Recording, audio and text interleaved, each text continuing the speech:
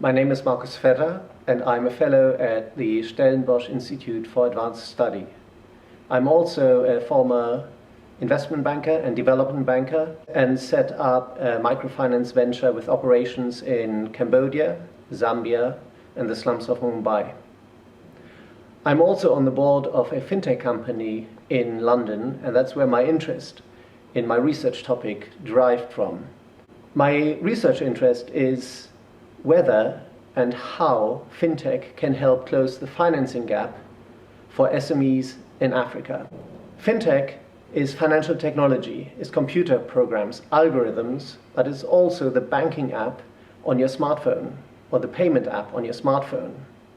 SMEs stands for small and medium-sized enterprises. These are companies which employ about 2 to 200 people. And the financing gap is $300 billion US. So it's quite a lot of money.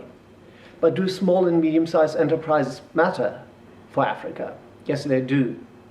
Because they are the backbone of the African economies.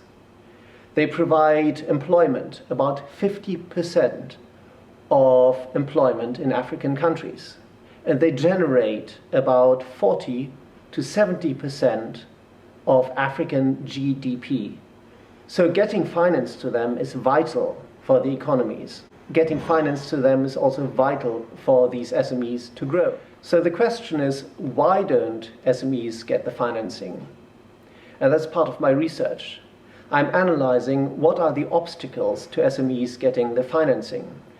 And the obstacles can be found in processes. Making a loan to an SME is as costly as making a loan to a big company.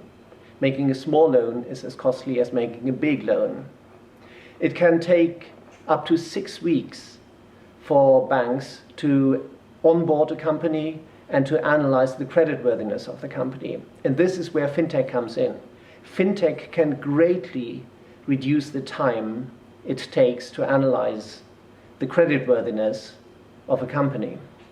Fintech is a digitalization of processes, and Fintech can also holistically look at other data, alternative data, to come to a credit assessment, which is potentially a lot better than the assessment done in the analog way. This is what my research is all about, and the preliminary findings are promising. Yet, the financing gap still exists. It still is $300 billion, so we've got a long way to go.